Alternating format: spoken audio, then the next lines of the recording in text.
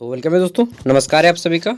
इस वीडियो में हम लोग बात करने वाले हैं बैक पेपर अंडरस्टैंडिंग इंडिया के बारे में। ठीक है, VAC वेक।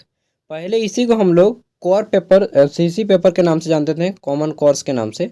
बाद में इसका नाम बदलकर बैक कर दिया गया। ठीक है, और इसमें भी हम लोग अंडरस्टैंडिंग इंडिया को पढ़ते थे और यह भी अंडरस्टैंडिंग इंडिया ही पढ़ना है। ठीक है, बस पेपर का नाम चेंज कर दिया गया है। चलिए देखते हैं पूरा का पूरा, हम लोग पूरा का पूरा देखेंगे। ठीक है, शुरू से लेकर अंत तक बैक के क्वेश्चन आंसर और अंडरस्टैंडिंग इंडिया का इसमें पूरा का पूरा क्वेश्चन है। अंडरस्टैंडिंग इंडिया मतलब भारत को समझना। ठीक है, और भारत के साथ ही आप जिस राज्य के निवासी है उस राज्य को समझना। ठीक है, बैक इसका फुल फॉर्म होता है BAC का।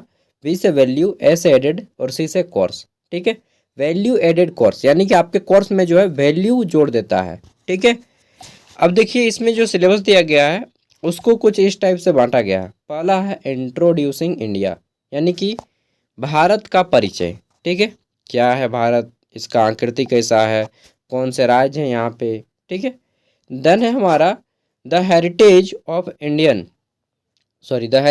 India, unity in diversity.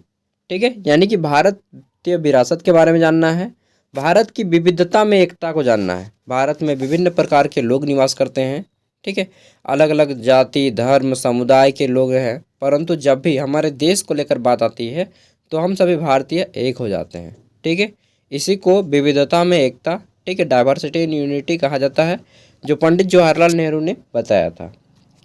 Next है हमारा तीसरा द इंडियन इकोनॉमी, भारत की अर्थव्यवस्था के बारे में जानना है आपको। ठीक है, चौथा है हमारा the marketing of contemporary India. ठीक है, तो हमारा वर्तमान भारत को जानना है और इसमें बाजार तंत्र को जानना है।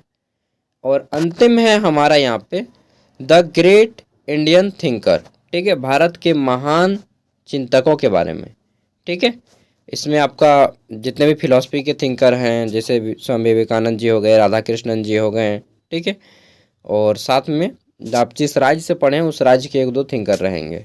ठीक है, चलिए यहाँ पे हम लोग इम्पोर्टेंट क्वेश्चन देख लेते हैं। अब बोलिएगा भाई कौन सा यूनिवर्सिटी है, किसके लिए आप पढ़ा रहे हैं अंडरस्टैंडिंग इंडिया? क्या लगता है आपको किसी एक यूनिवर्सिटी के लिए है? नहीं, वैसे तो मैं स्पेशली झारखंड के यूनिवर्सिटियों के लिए बात करता हूँ, लेकिन जहाँ पर भी यह सब्जेक्ट है, चाहे आप बिहार के हों, यूपी के हों, MP के हों, चाहे एनी अदर स्टेट के हों, अगर आपका सब्जेक्ट अंडरस्टैंडिंग इंडिया है तो दोस्तों आप आंख बंद करके बस सुनिए इसको। ठीक है, ये आपके काम में आएगा। ठीक है, और आंख खोल के देखिए और लिखिए। ठीक है ना, तो अंडरस्टैंडिंग इंडिया आप किसी भी यूनिवर्सिटी में हो सबके काम में आने वाला है, बस सब्जेक्ट होना चाहिए आपका अंडरस्टैंडिंग इंडिया। चलिए देखते हैं, मैं यहाँ पे केवल क्वेश्चन और उसका आंसर दिखा दूंगा और PDF जो है साथ में वीडियो का डिस्क्रिप्शन में दे दूंगा। ठीक है, आप लोग फ्री में PDF डाउनलोड कर लीजिएगा, घर में पढ़िएगा और अपने शब्दों में आंसर लिख लीजिएगा। मैं यह आपकी हेल्प के लिए दे रहा हूँ।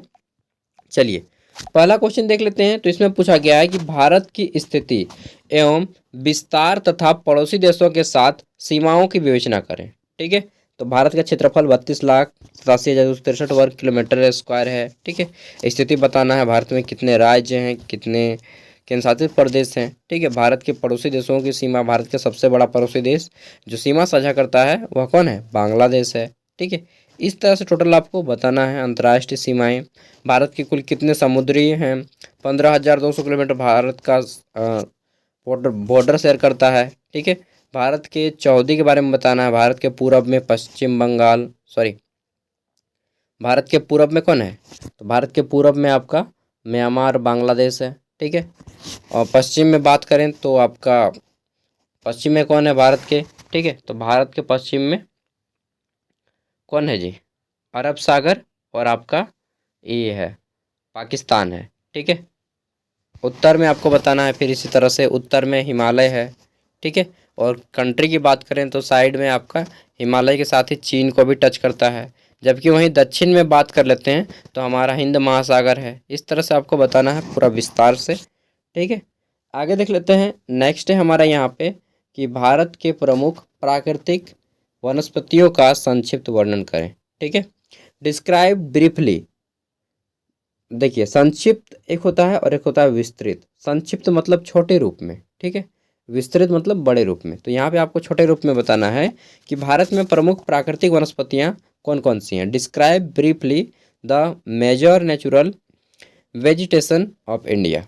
ठीक है, तो इसमें देख लीजिए। और आप लोग अगर वोट देने वाले हैं तो आप लोग को भी ध्यान में देना है कि कौन नेता, कौन लीडर ऐसा है जो कि प्रकृति के बारे में बात करता है। ये वो नहीं बात करता कि हम यहाँ रोड बना देंगे, सड़क बना देंगे, नहीं। ये कौन बोल रहा है कि हम जो है ग्लोबल वार्मिंग के ऊपर काम करेंगे, हम जो हमारा तापमान बढ़ रहा है इसके ऊपर काम करेंगे। ठीक है, हम अपने चारों ओर वन फैलाएंगे, प्राकृतिक लगाएंगे। ठीक है, प्लास्टिक को बैन करेंगे। ऐसा जो बात करता है ना उसको वोट दीजिए। ठीक है, ना कि ऐसा कि हम यहाँ पे आपके गांव में सड़क बनवा देंगे। वो तो बहुत पुराना हो गया यार, ये सब बकवास बंद सुनते सुनते हम लोग पक गए हैं। ठीक है, ऐसा बोलिए, तब लगेगा कि हाँ वास्तव में ये जो नेता है कि हम लोगों के प्रति नहीं पूरा विश्व के प्रति सोच रहा है। तब ना प्रकृति ही सेवा ही विश्व की सेवा है एक तरह से देखा जाए तो। ठीक है, तो जो ऐसा आदमी बोले, जो नेता, कि हम क्लाइमेट चेंज के ऊपर काम करेंगे, हम वैश्विक पर्यावरण के ऊपर काम करेंगे जितना संभव हो सके अपने एरिया में। ठीक है, हम शिक्षा के ऊपर काम करेंगे, हम बेरोजगारी के ऊपर काम करेंगे, महंगाई के ऊपर काम करेंगे, ये सब तो मालूम है। ठीक है, लेकिन प्रकृति के ऊपर जो नेता बोल देता है, ठीक है, और पूछ भी दीजिएगा अगर आपके गांव में आता है नेता वगैरह, पूछिएगा कि बताइए सर ग्लोबल वार्मिंग क्या होता है और आप इसके लिए क्या एजेंडा बना रहे हैं अपने पार्टी में। अगर वो बोल दिया तो समझ लीजिए कि वो लीडर अच्छा है और नॉलेजेबल है।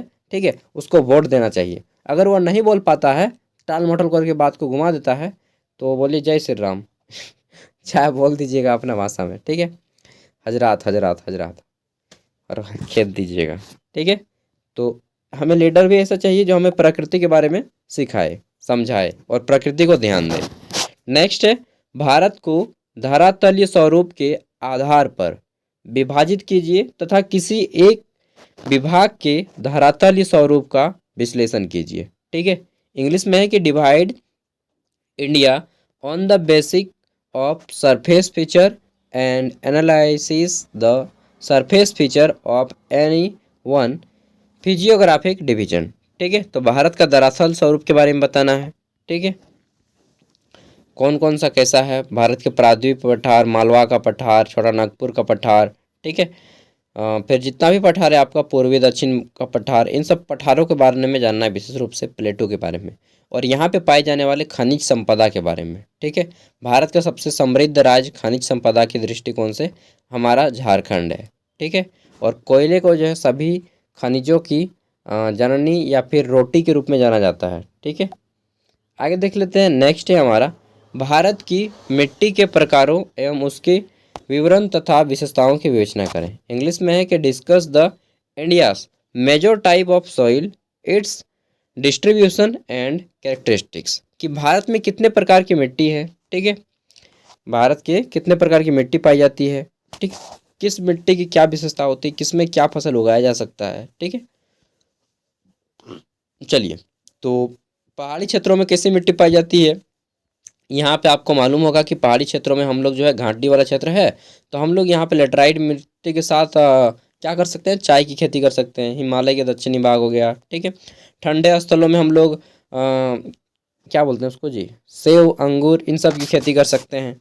ठीक है, इस तरह से आपको बताना है। और पुरानी मृदा, जलोढ़ मृदा, नवीन मृदा, रेगुड़ मृदा, ठीक है, बलुई मिट्टी, लाल मिट्टी, इन सब के बारे में बताना है कि कहाँ पे कौन सी मिट्टी पाई जाती है। जैसे गुजरात के इलाके में आपको काली मृदा देखने को मिलेगी, जिसमें मैक्सिमम आपका बात किया जाए तो मूंगफली होता है। ठीक है, ये सब आपको यहाँ से पढ़ लेना है एंड नॉलेज लेना है, और साथ ही इसका आंसर आपको खुद अपने शब्दों में करना है। नेक्स्ट है हमारा, प्रायद्वीपीय भारत के प्रमुख नदी क्रमों का विवरण दीजिए। इंग्लिश में कि explain the measures river system of peninsular India. अब देखिए, पेनिसुलर इंडिया क्या है, प्रायद्वीप भारत क्या है, आप में से बहुत से लोग नहीं जानते होंगे। देखिए, मैं थोड़ा सा बनाने की कोशिश करता हूँ भारत को। ये श्रीलंका हो गया, ये हमारा भारत हो गया। ठीक है, और ये कुछ इस तरह से गया है, गया है इसी तरह से, और ये हमारा इधर गुजरात हो गया। ठीक है, और ये इस तरह से मान लेते हैं ना भारत। ठीक है, तो ये जो हमारा नदी का क्षेत्र है दोस्तों, यहाँ से, ठीक है, ये गुजरात, महाराष्ट्र से, गुजरात से शुरू होता है और इधर हमारा पश्चिम बंगाल तक, इतना जो है इधर हमारा अरब सागर हो गया, इधर हमारा बंगाल की खाड़ी, और इधर जो है हमारा क्या है, हिंद महासागर। ठीक है, तो पूरब में बंगाल की खाड़ी है हमारे भारत में, पश्चिम में क्या है, पूरब में बंगाल की खाड़ी। और देशों के नाम बता दीजिएगा। तो इसमें हमारे कौन कौन देश हैं, म्यांमार हो गया यहाँ पे चाइना है थोड़ा सा। ठीक है, उसके बाद इधर बात कीजिएगा तो पश्चिम में हमारा जो है अरब सागर है और पाकिस्तान है इस साइड पे। ठीक है, और वहीं उत्तर में बात करें तो हिमालय है, अफगानिस्तान है कोना में। ठीक है, और तिब्बत है फिर यानी कि चीन। वहीं दक्षिण में बात करें तो हमारा हिंद महासागर है और श्रीलंका है और एक छोटा सा देश मालदीव है। अब देखिए यहाँ से जो हमारा वाटर का है ये वाला एरिया, ये वाला जो एरिया है हमारा वाटर का एरिया पाया जाता है, पूरा का पूरा पानी समुद्री एरिया इस साइड में देखे है ना, पूरा का पूरा ये समुद्री एरिया है इधर। ठीक है, तो इसी एरिया को दोस्तों भारत का जो जितना एरिया बचता है इस साइड का जो समुद्र के कैप्चर में है, ठीक है, इसी को बोलते हैं हम लोग प्रायद्वीपीय भारत। ठीक है, समुद्र भारत का जितना एरिया समुद्र से घिरा हुआ है उसी को बोलते हैं प्रायद्वीपीय भारत। ठीक है, और इंग्लिश में बोलते हैं पेनिसुलर इंडिया। समझ गए होंगे आई होप, मोटा मोटा तो समझ गए होंगे कि हाँ भाई जितना ज़मीन टच कर रहा है पानी से वहाँ से हम लोग उसको प्रायद्वीपीय भारत का गणना करते हैं। ठीक है, तो यही बताना है कि प्रायद्वीप भारत में प्रमुख नदी क्रम कौन कौन से हैं। ठीक है, भारत की राष्ट्रीय नदी गंगा है, बंगाल की खाड़ी में गिरने वाली नदियों के बारे में जानना है जिसमें आपका ब्राह्मणी हो गया, स्वर्ण रेखा हो गया, महानदी, कृष्णा नदी, ठीक है, कावेरी हो गया, फिर पेरार नदी हो गया, पलार नदी हो गया, वैगई नदी, गोदावरी जो कि दक्षिण भारत की गंगा और वृद्ध गंगा के नाम से जानी जाती है, ताम्रपानी नदी। ठीक है, अब है हमारा अरब सागर में गिरने वाली नदियाँ। ठीक है, नर्मदा नदी है अरब सागर में गिरती है, ताप्ती नदी है जिसको तापी भी कहा जाता है, साबरमती नदी है, माही नदी है, लूनी नदी है, घग्गर नदी है। इतना ईजी है, बस आपको बस एक बार सरसरी निगाह से पढ़ना है, लिखना है, दूसरी और जो लिखिएगा अपने से लिखिएगा और दूसरी बार फिर आपको सुबह उठ के पढ़ना है। इतना कर लीजिए, आप लोग एग्ज़ाम में ईजीली इस पेपर को कर लीजिएगा। नेक्स्ट है हमारा भारत को जलवायु प्रदेशों में विभाजित कीजिए और प्रत्येक की विशेषता का वर्णन कीजिए। इंग्लिश में है कि divide India into climate reason and describe the characteristics of each reason. ठीक है, तो भारत के जलवायु प्रदेश किस किस क्षेत्रों में कहाँ कैसी जलवायु पाई जाती है ये बताना है और इनमें क्या क्या विशेषता पाई जाती है। ठीक है, तो ये सारी चीज़ें आपको जान लेते हैं कि भारत को जो है 13 भागों में बांटा गया है जलवायु के अकॉर्डिंग अगर देखा जाए तो। ठीक है, कहाँ पे कितना टेम्परेचर है उसके अकॉर्डिंग क्या उगाया जा सकता है, उत्तरी पश्चिम भाग का पठार, उत्तर पश्चिमी शुष्क भाग का पठार, मध्य वर्षा का प्रदेश। ठीक है, अत्यधिक एवं मध्य वर्षा का स्थान कहाँ पे ज़्यादा वर्षा होता है, भारत का सबसे ज़्यादा वर्षा वाला स्थान मासिन राम मेघालय के बारे में भी जानना है। ठीक है, भारत का सबसे कम वर्षा राजस्थान के कहाँ पे होता है, राजस्थान का क्या नाम है यार वो मैं भूल रहा हूँ, राजस्थान को वो इलाका जो डेजर्ट के एरिया में आता है मैं भूल रहा हूँ, बड़ा अच्छा नाम है। ठीक है, तो इन सबको जानना है और फिर BHW CWG जो ये आपके जलवायु प्रदेश है इन सब के बारे में भी जानना है, आपको अच्छा लगेगा जान के। ठीक है, नेक्स्ट अब देखिए आप जिस स्टेट से हैं, जैसे आप बिहार स्टेट से हैं या झारखंड स्टेट से हैं, तो मैं झारखंड स्टेट से हूँ तो मैं झारखंड के बच्चों को थोड़ा सा ज़्यादा गाइड करता हूँ। इसमें क्या हो जाता है कि आपके स्टेट से भी कुछ क्वेश्चन आएंगे, आप अपना स्टेट का नाम यहाँ पे सोच के रखिएगा। ठीक है, जैसे झारखंड के भौतिक स्वरूप की विवेचना करें एज वेल एज जैसा कि था भारत के भौतिक स्वरूप की विवेचना करें। अब झारखंड के बारे में बताना है कि झारखंड का क्षेत्रफल 79,714 किलोमीटर है। इसका पूर्वी भाग, पश्चिमी भाग, ठीक, उत्तर दक्षिण कहाँ से टच करता है, भारत में पड़ोसी राज्यों की संख्या कितनी है, ठीक है, भारत में कौन कौन से चट्टानों में पाया जाता है। ठीक है, तो यहाँ पे छोटा नागपुर का चट्टान और संथाल परगना अगर देखा जाए तो ये दो भाग ऐसे हैं जिससे मिलकर झारखंड बना है। ठीक है, झारखंड का सबसे बड़ा पर्वत कौन सा है तो पारसनाथ बताना है। ठीक है, अन्य पर्वत के नाम बताने हैं जैसे आपका हो गया लुगु पहाड़, ठीक है, सरवत की पहाड़ी, यहाँ पे किस प्रकार की जलवायु पाई जाती है, इन सब के बारे में बताना है डिटेल में। ठीक है, भारत के पड़ोसी राज्य 5 है इनके बारे में बताना है। नेक्स्ट है हमारा यहाँ पे झारखंड की जलवायु का विस्तृत अध्ययन प्रस्तुत करें। ठीक है, explain the detail study of climate of Jharkhand, तो बताना है कि झारखंड में जलवायु कैसी पाई जाती है। एवरेज टेम्परेचर यहाँ पे 25 डिग्री होता है ये भी बताना है। सबसे कम तापमान हमारा झारखंड का कहाँ होता है? नेतरहाट में होता है। ठीक है। सबसे अधिक तापमान अगर बात किया जाए तो हमारे झारखंड में जमशेदपुर में पाया जाता है जी। ठीक है। इन सब के बारे में आपको बताना है। देखिए, मैं जितना जानता हूँ कोशिश कीजिएगा कि मुझसे भी ज़्यादा जानना जाए। ठीक है। हाँ, मेहनत भी मुझसे ज़्यादा करना होगा भाई। हाँ, लेकिन एक बात बताऊँ, अगर आप आ, मुझसे ज़्यादा जान लिए या फिर हमको टक्कर दे दिए तो ये गारंटी है कि आप अपने लाइफ में कम से कम मुझसे तो आगे ही चले जाइएगा। ठीक है। तो कोशिश करना है, किसी से पीछे नहीं रहना है। ठीक है। हाँ, लेकिन घमंड के नहीं रखना है। ठीक है। नेक्स्ट है हमारा झारखंड में पाई जाने वाली विभिन्न प्रकार की मिट्टियों की विशेषताओं के बारे में बताना है कि झारखंड में किस प्रकार की मिट्टी कहाँ पे पाई जाती है। एंड इंग्लिश में पूछा गया है कि right the characteristics of various soil type in Jharkhand. ठीक है।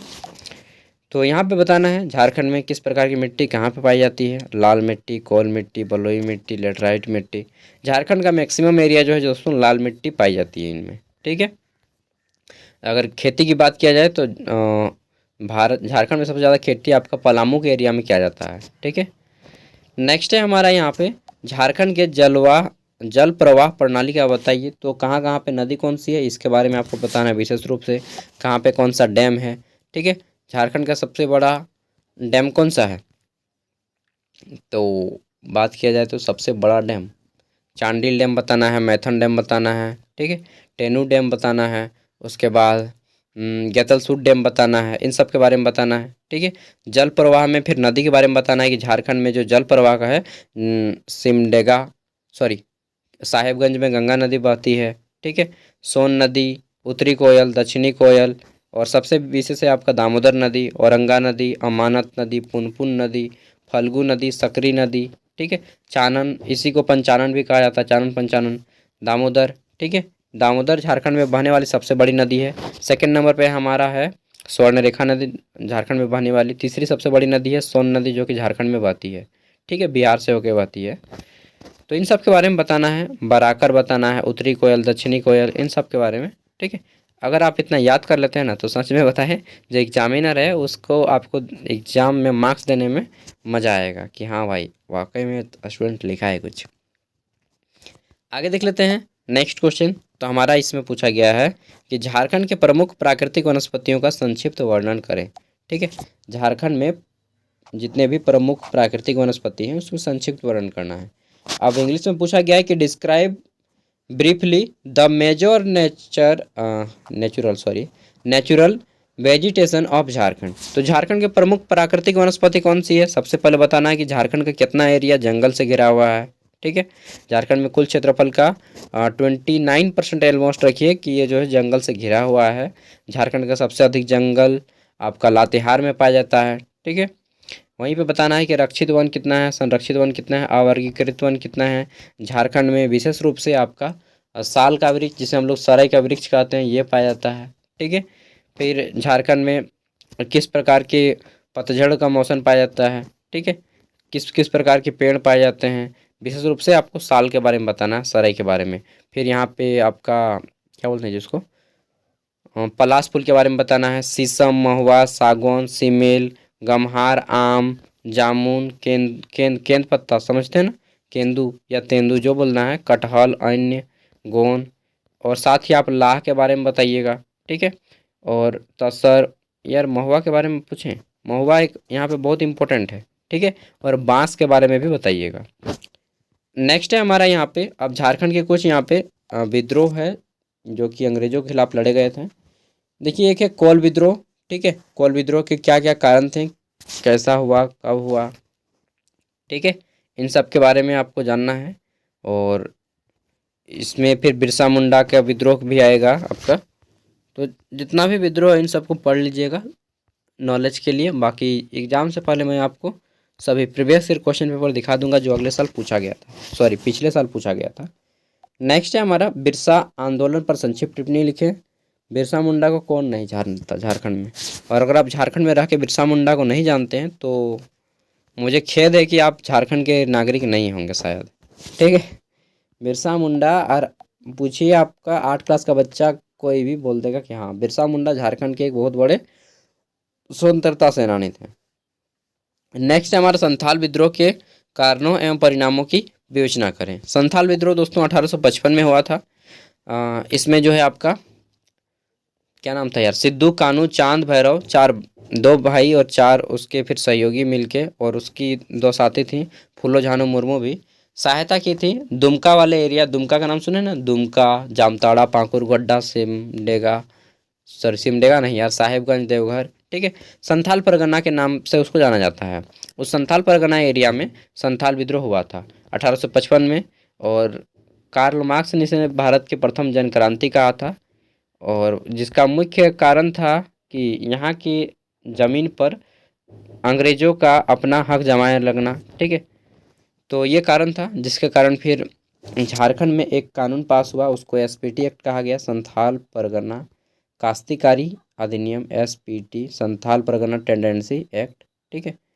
तो इसके बारे में भी अगर जान पाइएगा तो जान लीजिएगा, बहुत अच्छा रहेगा, नहीं जानेंगे तो कोई दिक्कत नहीं है, ठीक है।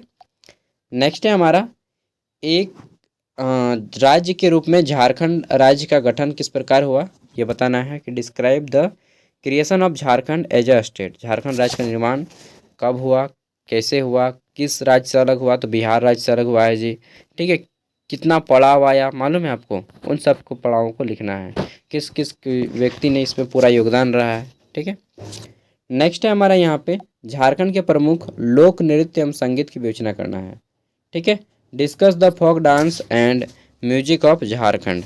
तो इसमें बताना है कि झारखंड में प्रमुख नृत्य छऊ नृत्य है, उसके बाद बिजिया नृत्य, कटघोड़वा नृत्य, घुबिया नृत्य, कर्मा, ठीक है, जितिया, घरनी, पंडुइया, बहुत सारा नृत्य है यार, ठीक है। तो आपको पढ़ लेना है ये सारी चीज़ें, विशेष रूप से आपको कर्मा और जो कि सदानों का नृत्य है, ठीक है, सरहुल के बारे में थोड़ा सा जान लेना है, ठीक है, और आपका छऊ नृत्य के बारे में सबसे इम्पोर्टेंट है। आगे देख लेते हैं। नेक्स्ट है हमारा यहाँ पे, और हाँ, छऊ नृत्य जो होता है पूरे भारत में 3 प्रकार का होता है, इसके बारे में बता देता हूँ। छवाड़ नाच जिसको बोलते हैं छऊ नृत्य, इसमें पहला है हमारा क्या है, तो पुरुलिया छऊ। पुरुलिया नाम सुने हैं?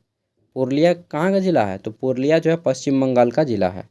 पुरुलिया का छऊ नृत्य होता है, जैसे कि मैं अपने सागर साहब चैनल में आज डाल दूंगा पुरुलिया छऊ नृत्य का डांस, मैं गया था यार, रात भी जगह था, ठीक है। पुरुलिया छऊ नृत्य, मैं बोकारो इलाके का हूँ, तो हम लोग का सामने होता है पुरुलिया, 18 किलोमीटर है घर से, 18 किलोमीटर नहीं यार, 6-7 किलोमीटर है, ठीक है। तो पुरुलिया छऊ नृत्य हम लोग के यहाँ होता है। अगर झारखंड में आप जमशेदपुर, सरायकेला और उस साइड में रहने वाले हैं, ठीक है, पोरहाट वगैरह में, तो आपको देखने को मिलेगा सरायकेला छऊ, ठीक है, सरायकेला खरसवां छऊ, पुरुलिया छऊ, सरायकेला खरसवां छऊ, और एक होता है हमारा मयूरभंज छऊ, ठीक है, मयूरभंज छऊ, ये आपका उड़ीसा में होता है।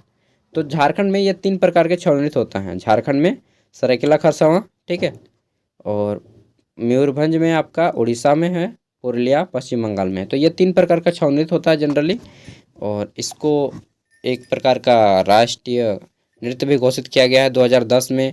यूनेस्को ने इसे विश्व धरोहर विश्व एक स्तर का नृत्य भी घोषित किया है, ठीक है। नेक्स्ट है हमारा, झारखंड में कौन कौन से पर्यटन केंद्र, पर्यटन के आकर्षण केंद्र हैं, स्पष्ट करना है कि झारखंड में घूमने वाला जगह कहाँ कहाँ पे है, ठीक है। तो बिरसा जैविक उद्यान सबसे बड़ा, तो सबसे फर्स्ट में आपको देना है बेतला नेशनल पार्क, जो कि आपका कहाँ पे है, लातेहार में है, ठीक है। बेतला नेशनल पार्क पलामू कहीं कहीं पे लिखता है, लेकिन उसको लातेहार आपको मानना है, ठीक है। बेतला नेशनल पार्क, बिरसा जैविक उद्यान जो कि रांची में है और मांझी में, रांची हिल पहाड़ी मंदिर नाम सुने हैं ना, ठीक है, गोंदा की पहाड़ी, चौक लेक, टैगोर हिल, और सबसे इम्पोर्टेंट है आपका बेतला नेशनल पार्क। दूसरे नंबर पे आप दीजिएगा यहाँ पे, क्या नाम है जी इसका, पारसनाथ का पर्वत, ठीक है। उसके बाद कुछ दीजिएगा, और फिर बाबा धाम तीसरा नंबर पे, तीसरा नंबर बाबा धाम, बाबा नगरी, ठीक है, देवघर, जगन्नाथ मंदिर, बिरसा मृग विहार, हुंडरू जलप्रपात जो कि रांची में है, जौनहा जलप्रपात रांची में है, दसम जलप्रपात, सूर्य मंदिर, ठीक है, अंगराबड़ी, फिर है हमारा देवड़ी मंदिर, नेतरहाट, नेतरहाट कहाँ पे, सॉरी लातेहार में है, ठीक है, जहाँ पे आपका सूर्य और सूर्योदय और सूर्यास्त का नज़ारा एकदम मस्त दिखेगा एकदम, ठीक है। फिर है रजरप्पा मंदिर, जिसको छिन्नमस्तिका मंदिर भी कहा जाता है, जो कि रामगढ़ जिला में है, ठीक है। बेतला पारसनाथ को लास्ट में दिया है, पागल। तो ये हो गया जुबली पार्क ये थोड़ा सा लव के लिए युगल जाते हैं यहाँ पे कपल्स वगैरह, ठीक है। सारंडा का वन हो गया, फिर धनबाद हो गया, धनबाद में आपका मैथन डैम हो गया, ठीक है। बोकारो में जाइएगा, लघु पहाड़ चल जा सकते हैं बोकारो में, ठीक है। फिर आपका ये वाला है जी, क्या बोलते हैं इसको, बोकारो नेहरू पार्क है बोकारो में, ठीक है। आगे देख लेते हैं। तो नेक्स्ट है हमारा यहाँ पे कि भारतीय संविधान की प्रमुख विशेषताओं की विवेचना करें। इंग्लिश में है कि discuss the main features of Indian constitution. अब आ जाइए भारत में, ठीक है। तो भारत के संविधान की प्रमुख विशेषताएं क्या हैं, कहाँ से बनाया, कब तैयार हुआ, किसका सबसे बड़ा योगदान रहा, ठीक है। कैबिनेट मिशन 1946 में भारत आया, उसी के तहत क्या बोलते हैं उसको, गवर्नमेंट ऑफ इंडिया एक्ट 1935 था, उसकी मेन चीज़ डाली गई है भारतीय संविधान में। कितने अनुच्छेद, 395 अनुच्छेद, कितने अनुसूची, कितना भाग, ठीक है। पहले था, अभी संशोधन होकर कितना बना है। फिर आपको संघ सूची, राज्य सूची और समवर्ती सूची के बारे में बताना है थोड़ा सा, ठीक है। बाबा साहेब भीमराव अम्बेडकर आज जयंती है 14 अप्रैल को, जब मैं ये वीडियो शूट कर रहा हूँ, ठीक है। तो इनके बारे में बताना है सॉरी। फिर ठीक है, तो इस तरह से आपको यहाँ पे बताने हैं। नेक्स्ट है हमारा यहाँ पे मौलिक अधिकारों से क्या समझते हैं, ठीक है। मौलिक अधिकारों से क्या समझते हैं, भारतीय संविधान में मौलिक अधिकारों का वर्णन करें। इंग्लिश में है कि what do you understand by fundamental right, discuss the fundamental right of Indian constitution. तो सबसे पहले जानना है कि मौलिक अधिकार होता क्या है, ठीक है। प्रत्येक व्यक्ति के कुछ मूल अधिकार होते हैं जिसे मौलिक अधिकार कहा जाता है। यह अमेरिका के संविधान से लिया गया है। इसमें आपका स्वतंत्रता का अधिकार, ठीक है, धार्मिक स्वतंत्रताओं का अधिकार, शोषण के विरुद्ध अधिकार, शिक्षा संबंधी अधिकार है, स्वास्थ्य संबंधी अधिकार है, ठीक है। इन सभी को जानना है, ठीक है। संवैधानिक उपचार का अधिकार है, अभिव्यक्ति का अधिकार है। इन सबको जानना है भाई कि कहाँ से लिया गया, क्या है, इसमें क्या हो सकता है, कब ये अधिकार हमसे छीने जा सकते हैं, इसकी रखवाली कौन करता है, ठीक है। इन सब के बारे में आपको जानना है। अंतिम क्वेश्चन है दोस्तों, इसमें पूछा गया है कि राज्य के नीति निर्देशक सिद्धांतों की महत्व का वर्णन करें, ठीक है। तो सबसे पहले आपको बताना है कि इंग्लिश में कि discuss the important of directive principle of state policy. अब देखिए, राज्य के नीति निर्देशक, तो सिंपल सी बात है कि किसी राज्य में किस प्रकार की नीति बनाई जाए जो लोगों के कल्याण के हित में हो, लोगों के अच्छे के लिए हो, ठीक है। ये कुछ पॉइंट हैं और यह जो है आपका आयरलैंड के संविधान से लिया गया है, ठीक है। इसके बारे में जान लेना है। तो देखिए, जितना मेरे पास थोड़ा बहुत बोलने का टेक्निक था मैंने आपको बता दिया यार। अब मैं क्या कर सकता हूँ कुछ जो कि बता देता हूँ। देखिए, अभी तक जो सुन रहे थे मैं ही था, ठीक है। नमस्कार, आप भी कीजिए यार नमस्कार, ठीक है। तो देखिए दोस्तों, आपका बहुत सारा यूनिवर्सिटी जो है अंडरस्टैंडिंग इंडिया का पेपर ऑब्जेक्टिव पूछता है, बहुत सारा यूनिवर्सिटी सब्जेक्टिव पूछता है। डिपेंड करता है आपके यूनिवर्सिटी के ऊपर, ठीक है। क्वेश्चन हिंदी इंग्लिश दोनों भाषा में आता है, ठीक है। अगर ऑब्जेक्टिव आता है पेपर तो क्वालिफाई करना टफ हो जाता है। अगर एग्जाम में आपका 50 मार्क्स का क्वेश्चन आता है तो आपको क्वालिफाई करने के लिए 20 नंबर लाना होगा। अगर एग्जाम में आपका 75 मार्क्स का क्वेश्चन आता है तो क्वालिफाई करने के लिए आपको 30 नंबर लाना होगा। अगर आपके एग्जाम में 100 मार्क्स का एग्जाम होता है तो आपको क्वालिफाई करने के लिए 40 नंबर लाने होंगे, ठीक है। तो ये था पूरा का पूरा क्वालिफाइंग एंड फुल मार्क्स। अब जैसे कुछ यूनिवर्सिटी का मैं एग्जाम्पल देता हूँ, जैसे BBMKU विनोद बिहारी महतो कोयलांचल यूनिवर्सिटी धनबाद, यहाँ पे पेपर जो है ऑब्जेक्टिव आया था 22-26 सेशन में। इस बार क्या आएगा मालूम नहीं, ठीक है, सिलेबस चेंज हुआ है। विनोबा भावे यूनिवर्सिटी में सब्जेक्टिव आया था, सॉरी BBMKU मैंने क्या बोल दिया, ऑब्जेक्टिव आया था यार, सॉरी मैंने अगर सब्जेक्टिव बोल दिया तो सॉरी। ऑब्जेक्टिव आया था 100 मार्क्स का अगले बार, ठीक है। तो यहाँ पे ऑब्जेक्टिव आया था। विनोबा भावे यूनिवर्सिटी हजारीबाग, यहाँ पे सब्जेक्टिव आया था पेपर। रांची यूनिवर्सिटी की बात किया जाए तो पेपर सब्जेक्टिव आया था, ठीक है। कोल्हान यूनिवर्सिटी चाईबासा की बात किया जाए तो सब्जेक्टिव आया था। ऑब्जेक्टिव एक ही यूनिवर्सिटी में आया था, ठीक है, और वहाँ के बच्चे काफ़ी ज़्यादा फेल कर गए थे इस कारण, ठीक है। तो देखिए, पेपर ज़्यादा मैक्सिमम संभावना है कि आपका सब्जेक्टिव ही आए। बाकी मैं सब्जेक्टिव ऑब्जेक्टिव सब करवा रखा हूँ। और अगर आप वाकई में देखना चाहते हैं कि किस टाइप से क्वेश्चन आता है तो प्रीवियस ईयर क्वेश्चन पेपर देखिए। सबसे ज़्यादा हेल्प आपको ये जो मैं कंटेंट दे रहा हूँ इससे ज़्यादा हेल्प आपको प्रीवियस ईयर क्वेश्चन करेगा, ठीक है। ऑब्जेक्टिव भी सॉल्व कीजिए, सब्जेक्टिव भी सॉल्व कीजिए। अगर मेरा एग्जाम होता है आपके स्थान पे तो मैं सब्जेक्टिव भी पढ़ता एंड ऑब्जेक्टिव भी पढ़ता, ताकि एग्ज़ाम में जो भी आए मैं धुन देता यार, ठीक है, धुआं धुआं कर दो एकदम। बाकी इसका PDF मैं वीडियो का डिस्क्रिप्शन में दे रहा हूँ, आप लोग डाउनलोड कर सकते हैं। एंड ग्रेजुएशन में पढ़ाई कर रहे हैं तो चैनल को सब्सक्राइब कर लीजिएगा, क्योंकि इसमें आप ग्रेजुएशन के ही कंटेंट दिए जाते हैं। नहीं कीजिएगा तो इसमें तेरा घाटा गाना सुने हैं ना, सॉरी तेरा तो नहीं बोलना चाहिए, आपका घाटा, ठीक है। चलिए बाय, नेक्स्ट वीडियो में मिलते हैं दोस्तों। And previous year question paper जरूर देखिएगा, उससे क्वेश्चन रिपीटेड होते हैं। बाय।